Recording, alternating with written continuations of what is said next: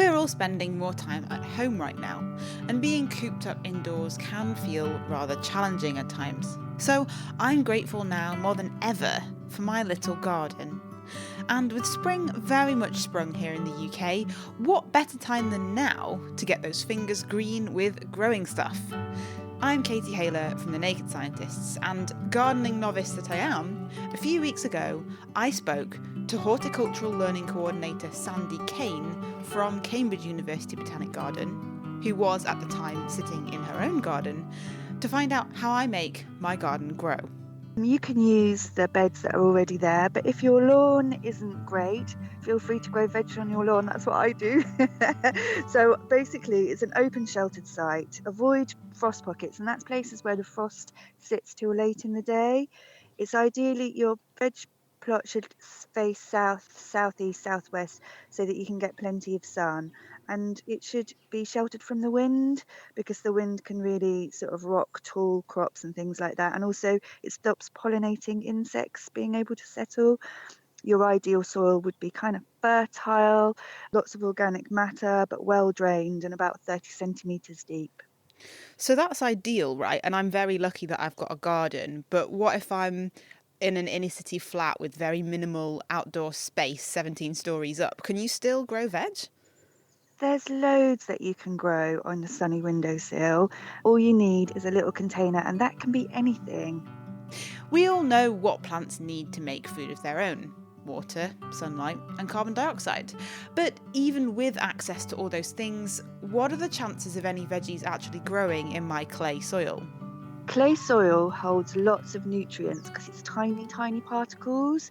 Although it can go rock hard in the summer when the sun bakes it, it's actually really good for holding lots of nutrients that the plant needs to take up with the water. Now, the water, it's held well in the clay soil, but if you added organic matter, which is usually compost, then it will have gaps in between to let the air into the soil, but it will also be a place where moisture can be held onto. So organic matter would really benefit your soil if it's heavy clay. Are you composting in your garden at the minute?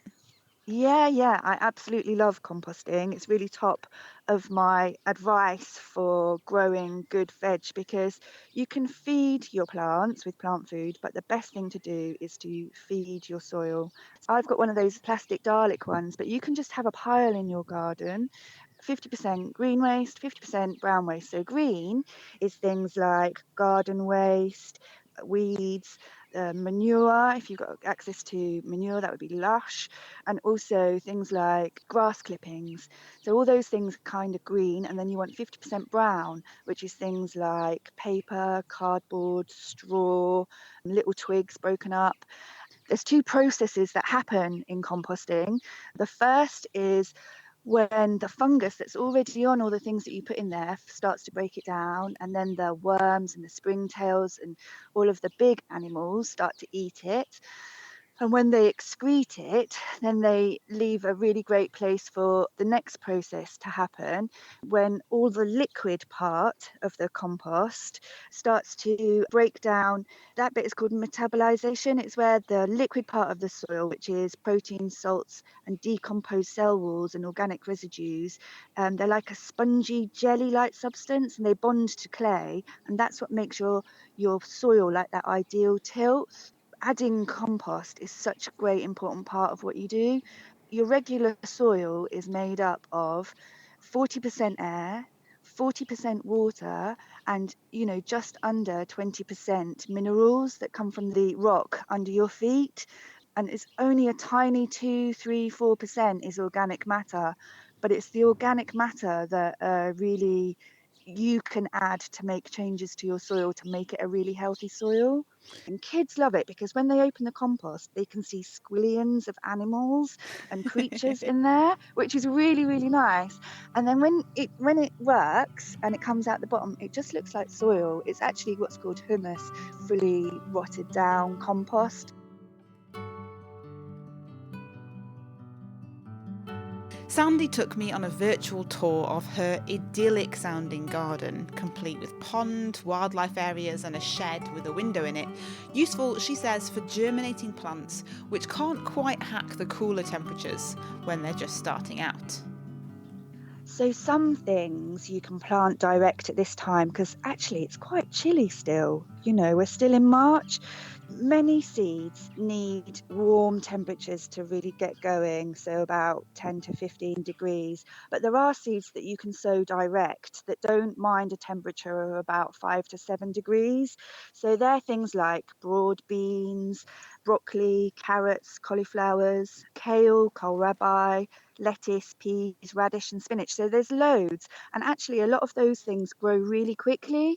Once we've Yeah. got stuff planted, though, how can we protect things from the elements if, say, we don't have a greenhouse and we're not going to go out and buy one? You can make temporary cloches, which is like a little tunnel that covers your plants. Normally, you'd use something called fleece, like a thin white material that just keeps your plants a little bit warmer. If you warm your soil up first, so once you've dug it over and raked it and made it flat, you can put a black piece of material or plastic onto your soil. Just the sun going on there for 2 or 3 days will warm up your soil and make your plants germinate quicker. And then once they're germinated, to keep them warm, you can put fleece over or net curtains or whatever you find that you've got. But that also protects them from maybe birds who might want to come and eat them. So I've got pigeons in my garden that would definitely want to come and eat anything, lovely and fresh and green coming through. So I would cover it with fleece for that. But the other thing to do with pigeons is you can have like things that flutter, bits of tape or CDs or things that kind of make a noise that will frighten. Oh, don't forget scarecrows, of course. You can make a little scarecrow to frighten off the birds. And the other problem that you have this time of year, because it's a bit cold and still wet, is you have slugs and snails. So the way to keep slugs and snails away is really to make sure that your plot is free of weeds, because they don't want to go across sort of fresh, clean earth because the birds will eat them. And of course, you can go around at night with a torch and collect them, which is quite nice. I quite like doing that, although I'm not sure where you'd get rid of them at the moment.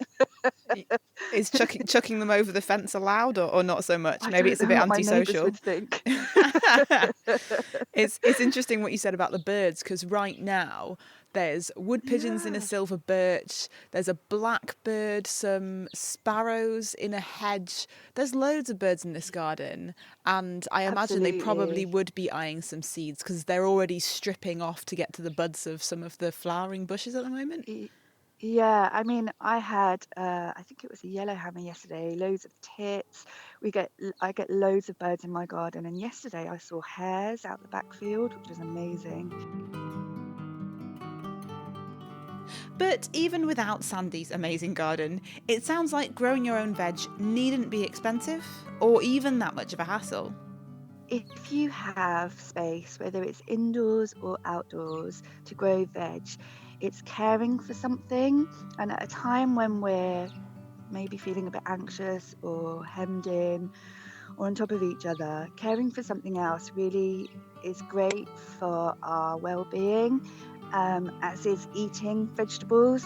So I think there's nothing better that you could do than growing some vegetables in this period. Thank you so much, Sandy. And if you'd like to find out more, Sandy and her colleagues are making weekly videos all about growing in your garden.